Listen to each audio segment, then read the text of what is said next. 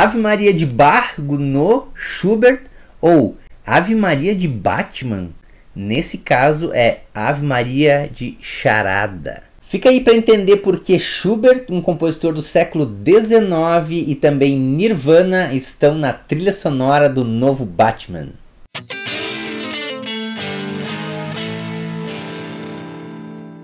Cara, se você já aprendeu alguma coisa comigo, se inscreve no canal, que é super importante para esse canal crescer e falar mais sobre história da música.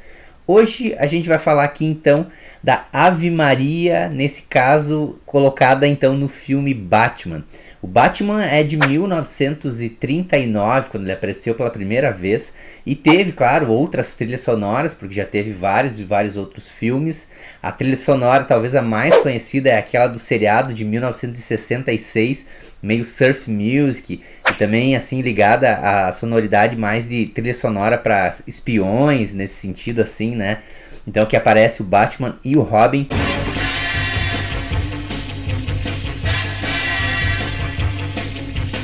Não sou um cara tão fã assim do Batman ou de super-heróis, mas tenho isso aqui desde criança, né? Desde o tempo ainda que o Batman usava a cueca por cima das calças, né? O Robin também. E aí então eu sempre gostei, claro, sim, dos super-heróis, né?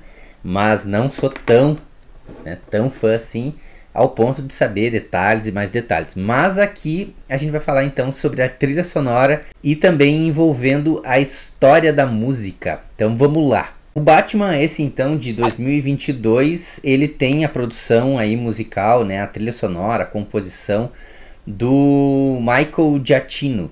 Esse cara então fez algumas trilhas sonoras importantes, como por exemplo Missão Impossível 3, e também uma trilha que eu gosto bastante, que é a trilha do Lost. E várias composições são colocadas no filme de uma forma bastante emblemática. O inimigo do Batman nesse filme é justamente o Charada. E o Charada, ele gosta de enigmas, né, como você sabe.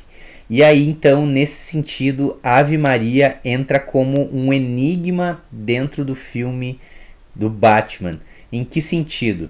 A letra da composição e a música em si, que é colocada no filme várias e várias vezes, desde a primeira cena, né, quando começa o filme, tem uma ligação, então, com a história e para desvendar quem é de fato o Charada e quais são os motivos, né, que o Charada tem então para cometer todos os crimes que ele está cometendo.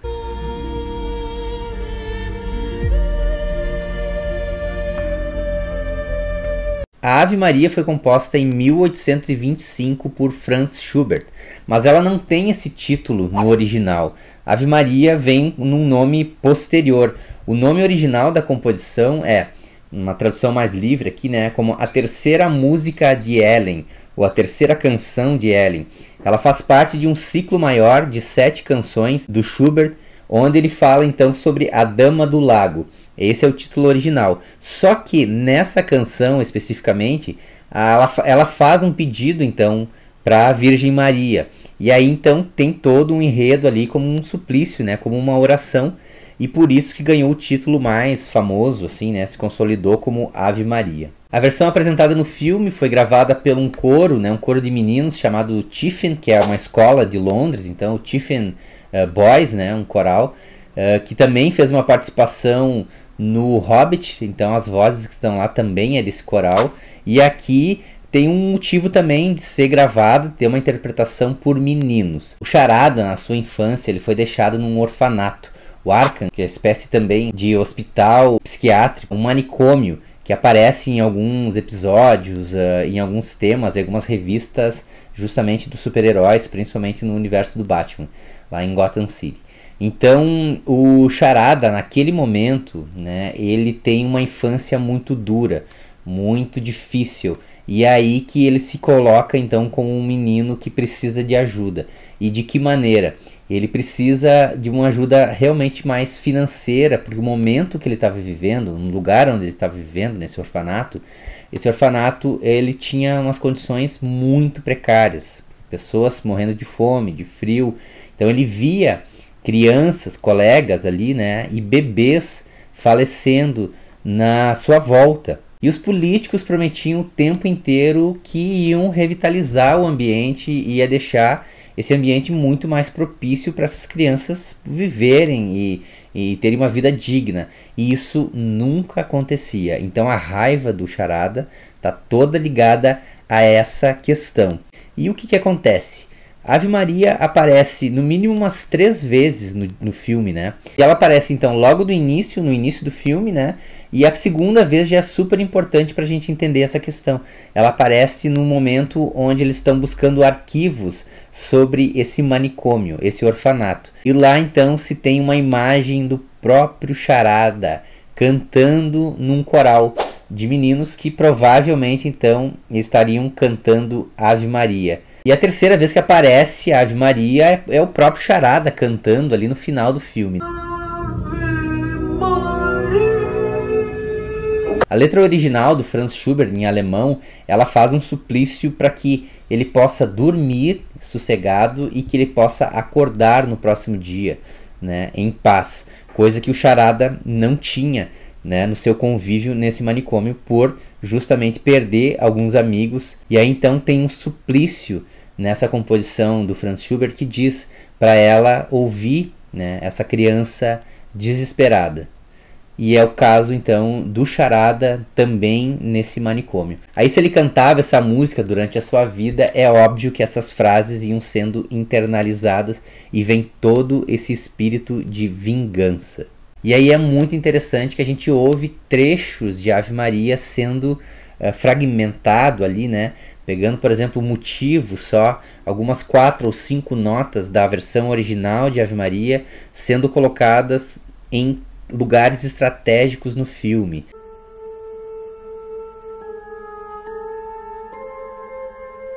E mudando então a sua melodia, mudando a tonalidade, mudando o andamento, tudo isso para fazer a gente lembrar a respeito da composição e também a respeito do Charada.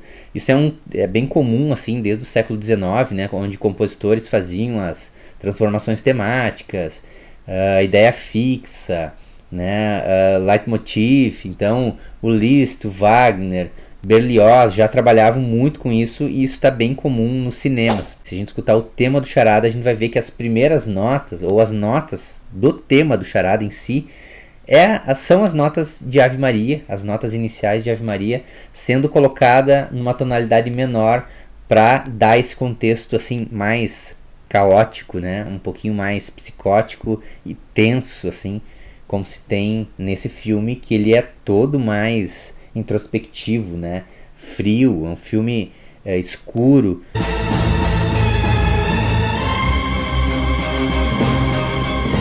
Outra composição super importante ali que passa às vezes despercebido é o Lamento de Dido, né, que essa composição então tá na ópera, né, Dido e Enéas, do Henry Purcell, e ela fala também sobre morte, né.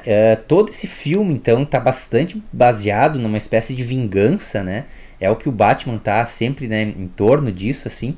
E também tem um outro lado ali que ele é mais mórbido, é mais violento, e também fala então justamente desse lado sombrio de Gotham City, que sempre aparece nos filmes, mas nesse caso ele é muito mais violento e depressivo. A gente vê um Batman bem ligado a essa questão então da morte. E aí a gente vê então em Dido e Enéas,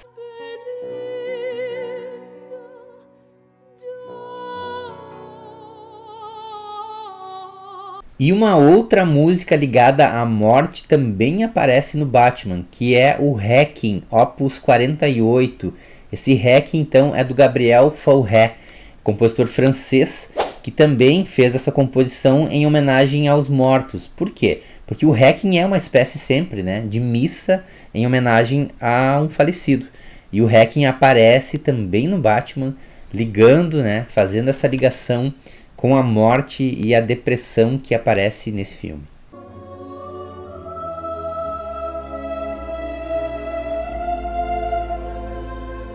E uma outra composição que aparece é o movimento, né, o segundo movimento do concerto para piano do Beethoven, o Concerto do Imperador. Essa música também aparece no filme, então, no momento ali onde o Alfred está escutando música, né, curtindo um som, e ele curte a música clássica, a música erudita lá do século XIX, um cara contemporâneo ao Schubert, que é o Beethoven. E olha que bacana, essa composição foi feita pelo Beethoven em homenagem ao arquiduque da Áustria, o Rudolf.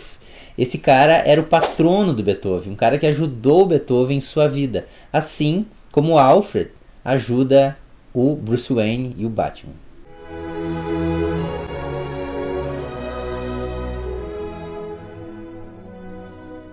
E claro, a composição mais famosa do filme, para quem é fã de rock, né, de rock and roll, é a composição Something in the Way do Nirvana. Essa composição foi gravada então pela banda ainda nos anos 90 e tem uma ligação no filme importante também. Ela não está ali posta só por ser colocada, né? Ela tem um sentido. O sentido é o quê? O Batman, né, o Bruce Wayne, ele é um cara sempre, né, sempre foi um playboy. É um cara rico, bem sucedido, que mora numa mansão. Nesse filme, como ele é mais sombrio, mais dark, tem toda essa questão introspectiva e também mais depressivo, ele faz um paralelo com o Kurt Cobain e com essa vida então de estar numa mansão, né, só que de certa forma meio destruída ou se destruindo, indo para a morte, assim como o Kurt Cobain fez, né, que mesmo assim o Kurt Cobain tinha muito dinheiro, estava no auge da sua carreira, mas acabou falecendo, né, nessa forma trágica que a gente conhece. O Bruce Wayne tem, né, esse caráter nesse filme, né? Ele não é só aquele playboy rico, bem sucedido. Ele também, ele tem o dinheiro, ele tem a mansão, mas ele é um cara completamente depressivo ali com a morte dos seus pais. É uma pessoa que não está feliz e que, mais uma vez, como eu disse já, né, busca a vingança. Então a letra dessa composição do Nirvana e o Nirvana e o Kurt Cobain em si representam esse lado mais depressivo aí do Bruce Wayne.